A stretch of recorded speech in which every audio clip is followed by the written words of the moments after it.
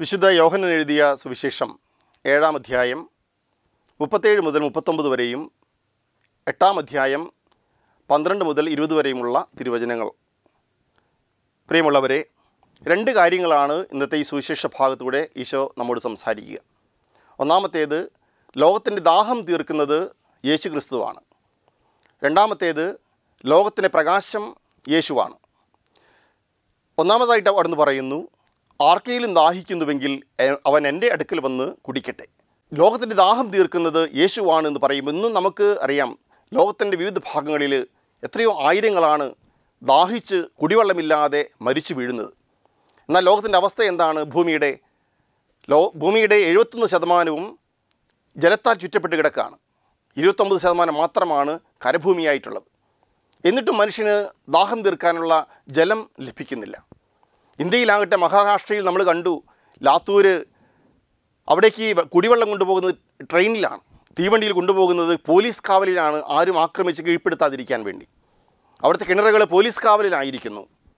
നമ്മുടെ കേരളത്തിൻ്റെ അവസ്ഥ എന്താ? നല്ലൊരു പ്രളയം കഴിഞ്ഞതിൻ്റെ പശ്ചാത്തലത്തിൽ പോലും വെള്ളം പുതച്ച് കിടന്നിട്ട് പോലും, പ്രിയമുള്ളവരെ, നമ്മുടെ ഈ നാട് വരൾച്ചയുടെ കെടുതിയിലാണ്.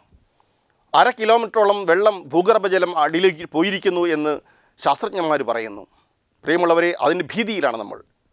ഇനിയൊരു 3-ാം ലോകമഹായുദ്ധം ഉണ്ടാവുകയാണെങ്കിൽ അത് ജലത്തിന് വേണ്ടിയൊരു യുദ്ധമായിരിക്കുമെന്ന് ചിലർ അവകാശപ്പെടുന്നു. പ്രിയമുള്ളവരെ, ഈ ഒരു ചിന്തകളുടെ നടുവിലാണ് നമ്മൾ ഇന്നത്തെ യേശുവിൻ്റെ വാക്കുകൾ ധ്യാനിക്കുക. ആർക്കെങ്കിലും ദാഹിക്കുന്നുവെങ്കിൽ അവൻ എൻ്റെ അടുക്കൽ വന്ന് കുടിക്കട്ടെ. എന്നിൽ വിശ്വസിക്കുന്നവൻ്റെ ഹൃദയത്തിൽ നിന്ന് വിശുദ്ധ ഗീതം പ്രസ്താവിക്കുന്നത് പോലെ ജീവജലത്തിൻ്റെ അരുവികൾ ഒഴുകും. പ്രിയമുള്ളവരെ, എന്താണ് ഈ ജലം എന്നാണ് നമ്മൾ ചിന്തിക്കേണ്ടത്. ഈശോ എന്താണ് ഈ ജലം എന്നതുകൊണ്ട് ഉദ്ദേശിക്കുക? ജീവജലം എന്ന് അവിടെ നിന്ന് പറയുന്നു. സമരിയാക്കാരി സ്ത്രീയോടും പറഞ്ഞത് അതുതന്നെയാണ്. ഈ ജീവജലം അത് ആത്മാവ് നൽകുന്നതാണ്.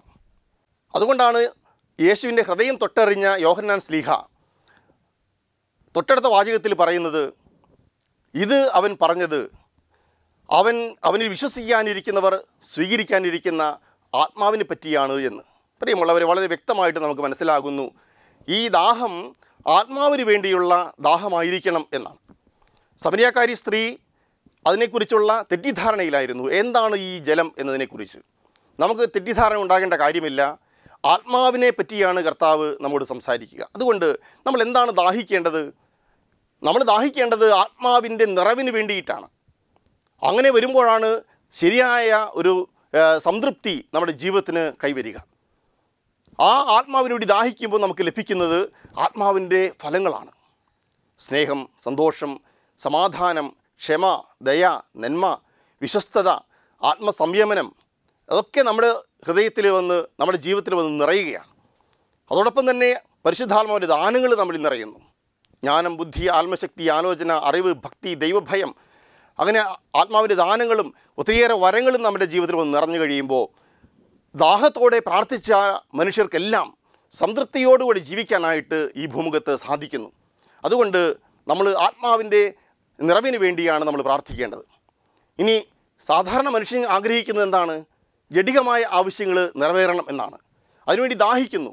പണം, പ്രശസ്തി, സുഖം, സൗകര്യങ്ങൾ, വലിയ വീട്, വലിയ ജോലി, ശമ്പളം, വലിയ സ്ഥാനങ്ങൾ, ഇതൊക്കെ ആഗ്രഹിച്ചുകൊണ്ടാണ് ഒരു മനുഷ്യൻ പ്രാർത്ഥിക്കുന്നത്. എന്നാൽ അതിനുവേണ്ടി പ്രാർത്ഥിക്കരുത് എന്ന് കർത്താവ് നമ്മോട് ആവശ്യപ്പെടുന്നു. പ്രിയമുള്ളവരെ, ജഡികമായ അഭിലാഷങ്ങൾക്ക് വേണ്ടിയല്ല, ആത്മാവിന് വേണ്ടി നമ്മൾ ദാഹിക്കുക. പൗലോസ്ലീഹ അതുകൊണ്ടാണ് റോമാക്കാർക്കുള്ള ലേഖനത്തിൽ 8-ാം അധ്യായം 6-ാമത്തെ തിരുവചനത്തിൽ പറയുക, ജഡികാഭിലാഷങ്ങൾ നമ്മെ മരണത്തിലേക്ക് നയിക്കുന്നു, ആത്മീയ അഭിലാഷങ്ങളാകട്ടെ ജീവനിലേക്കും സമാധാനത്തിലേക്കും നമ്മളെ നയിക്കുന്നു എന്ന്. പ്രിയമുള്ളവരെ, അതുകൊണ്ട് ആത്മാവിൻ്റെ നിറവിനായിട്ട് നമുക്ക് പ്രാർത്ഥിക്കാനായിട്ട് സാധിക്കട്ടെ. രണ്ടാമതായിട്ട് കർത്താവ് പറയുന്ന സന്ദേശം ഇതാണ്, ഞാൻ ലോകത്തിൻ്റെ പ്രകാശമാകുന്നു. ഈ ലോകത്ത് ഞാൻ പ്രകാശമാകുന്നു എന്ന് അധികാരത്തോടുകൂടെ പറയാൻ കഴിയുന്ന ഒരേ ഒരു നേതാവ് യേശു ക്രിസ്തുവാണ്. ഈ അന്ധകാരമായ ലോകത്തിൽ പ്രത്യാശയുടെ കിരണങ്ങൾ, വെളിച്ചത്തിൻ്റെ കിരണങ്ങൾ വീശിയ ഏക വ്യക്തി യേശു ക്രിസ്തുവാണ്. എങ്ങനെയാണ് അവൻ പ്രകാശമായത്? ഈ ലോകത്തിന് മുമ്പിൽ, അക്രമാസക്തമായ ലോകത്തിൻ്റെ മുമ്പിൽ അഹിംസയുടെ ബാലപാഠങ്ങൾ പകർന്നു നൽകിയത് യേശു ക്രിസ്തുവാണ്. സ്വാർത്ഥതയുടെ ലോകത്ത് മനുഷ്യത്വത്തിൻ്റെയും പങ്കുവയ്ക്കലിൻ്റെയും സന്ദേശം വെളിച്ചം വീശിയത് യേശു ക്രിസ്തുവാണ്.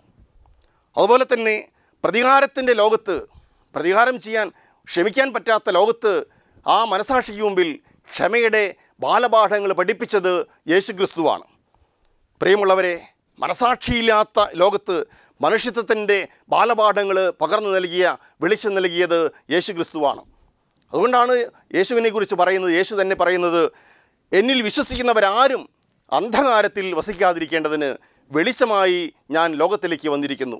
സ്നാപക യോഹന്നാൻ തൻ്റെ ദൗത്യത്തെക്കുറിച്ച് പറയുന്നത് ഇതാണ്, നമുക്കറിയാം, വെളിച്ചത്തിന് സാക്ഷി നൽകാനാണ് ഞാൻ വന്നിരിക്കുന്നതെന്നാണ്.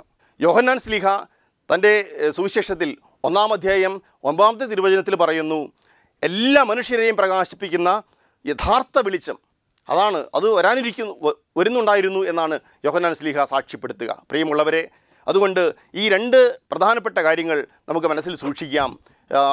അന്ധകാരത്തിൽ വസിക്കുന്നവൻ, അവൻ്റെ പ്രത്യേകത എന്താണ്? അന്ധകാരത്തിൽ നടക്കുന്നവൻ്റെ പ്രത്യേകത, അവൻ എവിടേക്കാണ് പോകുന്നത് എന്ന് അവന് അറിയുന്നില്ല. അതാണ് 12-ാം അധ്യായം 35-ാമത്തെ തിരുവചനത്തിൽ പറയുക. അവൻ ചെയ്യുന്നത് എന്താണ്? വ്യഭിചാരത്തിൻ്റെ ലോകത്തേക്ക് പോകുന്നവൻ, മോഷണത്തിൻ്റെ ലോകത്ത് പോകുന്നവൻ, അക്രമങ്ങളുടെ ലോകത്തേക്ക് പോകുന്നവൻ, അവൻ കുറച്ച് കഴിഞ്ഞാൽ അവൻ എന്താണ് ചെയ്യുന്നത് എന്ന് തന്നെ അവന് മനസ്സിലാകാതെ പോകുന്ന ഒരവസ്ഥ അവൻ്റെ ജീവിതത്തിലുണ്ടാകും. അതുകൊണ്ടാണ് യേശു കുരിശിൽ കിടന്നുകൊണ്ട് പറയുന്നത്, ഇവർ ചെയ്യുന്നത് എന്തെന്ന് ഇവർ അറിയുന്നില്ല, ഇവരോട് ക്ഷമിക്കണമേ എന്ന്. പ്രിയമുള്ളവരെ, പ്രകാശത്തിൻ്റെ പാതയിലേക്ക് നമുക്ക് വരാം, പ്രകാശത്തിൻ്റെ മനുഷ്യരാകാം. യേശു എന്ന പ്രകാശത്തിലൂടെ നടക്കുന്നതോടൊപ്പം തന്നെ കർത്താവ് പറയുന്നത് പ്രകാശത്തിൻ്റെ മനുഷ്യരാകാൻ കൂടെയാണ്. 5-ാം അധ്യായം മത്തായി സുവിശേഷം 5-ാമത്തെ അധ്യായം 16-ാമത്തെ തിരുവചനത്തിൽ അവിടുന്ന് പറയുന്നതാണ്, മനുഷ്യർ നിങ്ങളുടെ സൽപ്രവൃത്തികൾ കണ്ട് നിങ്ങളുടെ സ്വർഗസ്ഥനായ പിതാവിനെ മഹത്വപ്പെടുത്തേണ്ടതിന് നിങ്ങളുടെ വെളിച്ചം അവരുടെ മുമ്പിൽ പ്രകാശിക്കട്ടെ എന്ന് കർത്താവ് പറയുമ്പോൾ നമ്മളും പ്രകാശം പരത്തുന്നവരാകാൻ അവിടുന്ന് ആഹ്വാനം ചെയ്യുകയാണ്. പ്രിയമുള്ളവരെ, ഈ 2 സന്ദേശങ്ങൾ നമുക്ക് മറക്കാതിരിക്കാം. ലോകത്തിൻ്റെ ദാഹം തീർക്കുന്ന യേശു, ആത്മാവിന് നൽകുന്ന യേശു, ആ ആത്മാവിനെ സ്വീകരിച്ചുകൊണ്ട് നമുക്ക് സംതൃപ്തിയോടെ ജീവിക്കാൻ കഴിയട്ടെ. രണ്ടാമതായിട്ട് ലോകത്തിലെ പ്രകാശമായി അവതരിച്ച യേശുവിൻ്റെ ആ പാതയിലൂടെ നമുക്ക് മുന്നേറാം. ദൈവം നമ്മളെ അനുഗ്രഹിക്കട്ടെ. പിതാവിൻ്റെയും പുത്രൻ്റെയും പരിശുദ്ധാത്മാവിൻ്റെയും നാമത്തിൽ ആമേൻ.